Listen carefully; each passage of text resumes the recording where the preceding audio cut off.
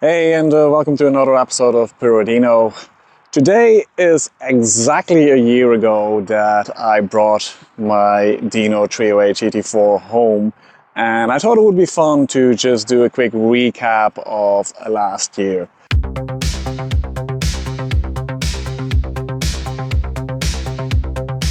Looking back, I honestly had no idea what I was getting myself into. I thought I was buying my dream car. Instead, I bought an adventure that completely changed my life. This past year has been full of incredible highs, but also frustrating lows. But I've met amazing people, I've had expensive repairs, unbelievable discoveries, and more than a few sleepless nights. I've said this before, buying the car was actually the easy part. The difficult part started the moment I got it home. The first things I done when I brought Alfredo home was find a good mechanic, and I was able to find a really experienced and truly talented mechanic in Kurt. If there's one thing that I've learned this year, it's this. Owning a classic Ferrari or Dino isn't about finding a mechanic, it's about finding your mechanic. Someone who understands these cars, but someone who isn't afraid to tell you the truth.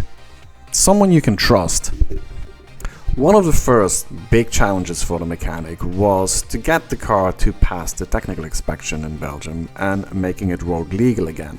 Not that the car was in such a bad shape, but my budget was rather limited. So a bit of balancing had to be done, but the mechanic managed and it passed. Alfredo was back on the road and was road legal, but the engine really needed its service. Timing belts changed, all that sort of stuff, which I wasn't able to do yet back then, but I wasn't able to just keep Alfredo in the garage. So yeah, when you finally own that car that you've been dreaming of for roughly 35 years and have been saving for roughly 25 years, you're not going to be able to just have it stand in your garage. The dream has always been to drive it, not to just own it. But I knew I had to be careful with the engine until I was able to give it the full service that it needed. So I kept the revs below 3000 RPM. And as most of you know, the fun really lives above that 3000 RPM level. So although I was in heaven driving this car, was I enjoying everything that this V8 had to offer? Absolutely not. But let's rewind a little bit. This is the first Dino 308 GT4 that I seriously considered buying. It was for sale practically next door, and I obviously thought that was a sign that I just had to buy a Dino. This one was chassis 09286, was imported by Garage Francorchamps, so a pretty legendary garage. But the car unfortunately turned out to be in more of a barn find state that I had hoped for. There was some original pieces that were missing, and the engine wasn't running because the last service it had was from September 2010. But once I became serious about making my dream come true, I decided to sign up on the Ferrari chat forum and see if I was able to get some advice on purchasing price, etc. This is where I got into contact with Christopher Dyer, and when I discovered that there were other people like me out there that are also GT4 obsessed, or at least really like the 308 GT4, which was a bit of a surprise. Christopher not only helped me with his vast knowledge about these cars, after I bought Alfredo, he was also super nice to send me some little trinkets, for which I'm very grateful, but I still have to return the favor to him.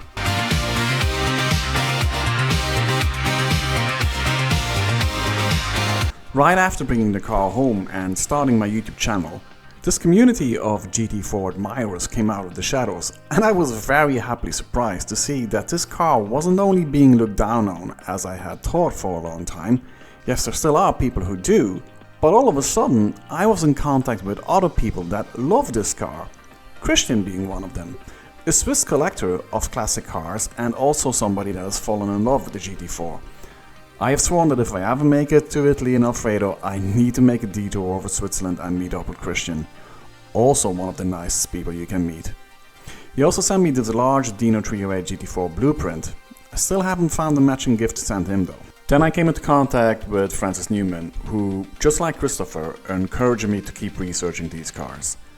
He also introduced me to numerous GT4 owners who have helped and advised me on a multitude of issues and topics since then. And most recently, I've been able to get in contact with Arjan van Bussekom, who organizes Dutch Dino Days in the Netherlands. To all the people who are part of those communities, thank you so much. Other people that I was able to get in contact with range from Ferrari historians to people that used to work in Ferrari, people that used to work with Bertone, up to executive level even in Bertone. And yeah, the information that I got from those people is just literally incredible. Along the way, I got lost in one of the biggest rabbit holes I've found myself in. When I was trying to prove who built the body panels of the Series 1 GT4 cars. Now, if you answer Scaglietti, you're wrong. If you answer Bertone, like I did, you're wrong as well. After months and months of digging around and meeting and talking to some of the most fascinating people in the Italian automotive industry, I did find who built those panels, and those people told me some really interesting facts of where the metal came from and how they worked it. I was also able to contact a couple of other people. They worked with Pininfarina, who worked with Ferrari. And one of the things that I kind of think is a big thing, that I finally got confirmation of something that I always suspected. And that's that Dino as a marque was not a Ferrari Fiat project. Fiat actually had nothing to do with that. In my reaction video to my all-time favorite Dino video on the internet by Jason Camisa, I did mention a couple of those inaccuracies that were in Jason's video. I have nothing but respect for Jason, obviously, but I just wanted to point out these small little things because they've always kind of annoyed me that Dino was kind of tainted with the Fiat brush.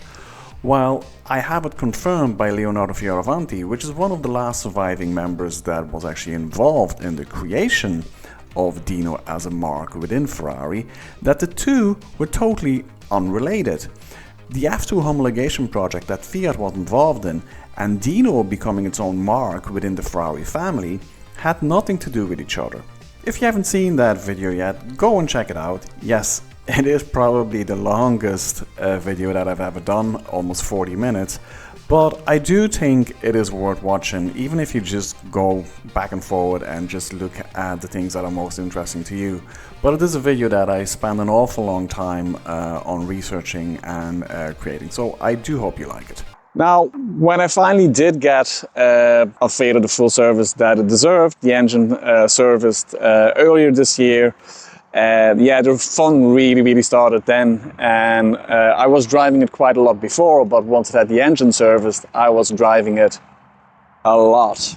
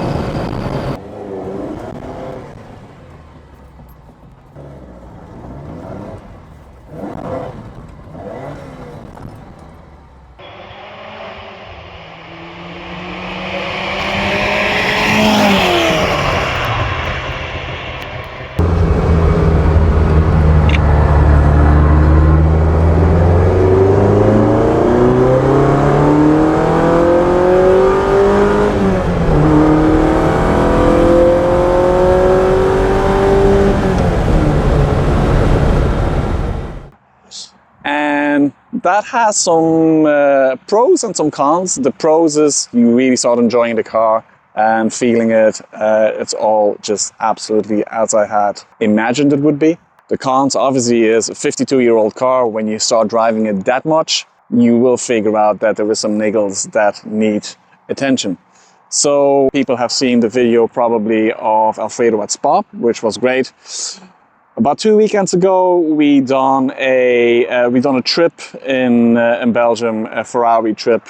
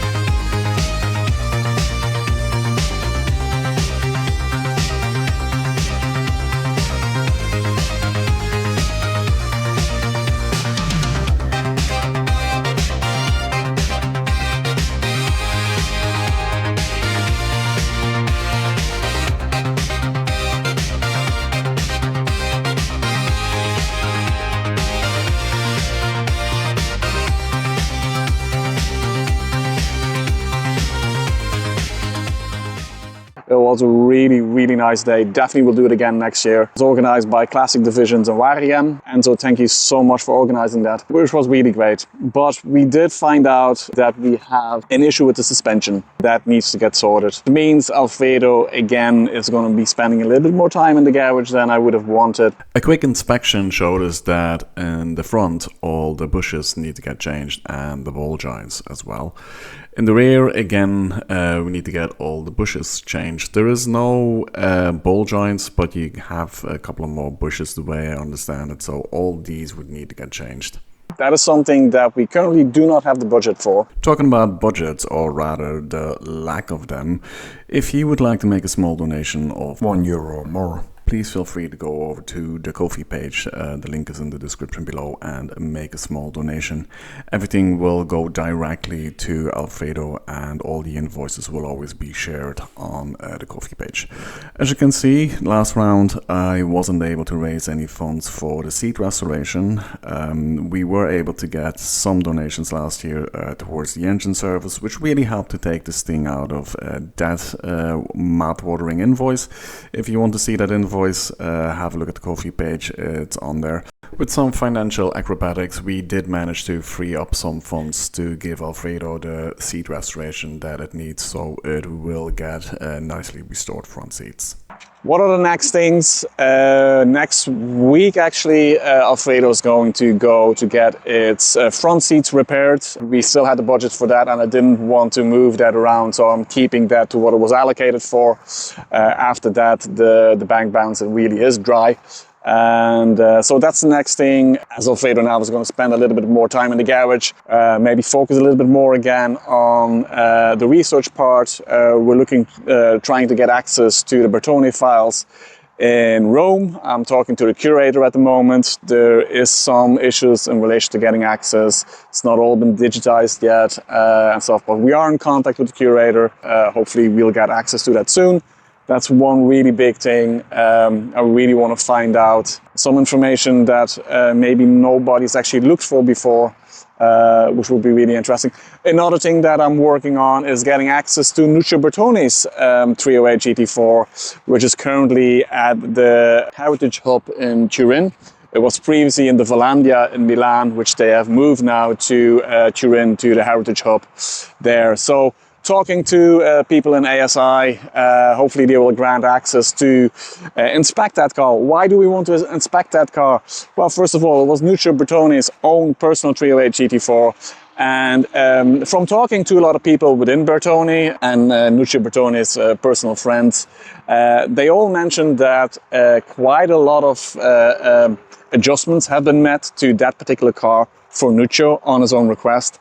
None of them, as far as we know, made it into the production cars. But it would be really cool to find out what makes that car special, what are the changes that were made to that car, and you know, all that sort of stuff. So that's something else that I'm also working on. Hopefully that will get some traction as Alfredo is spending a little bit more time in the garage.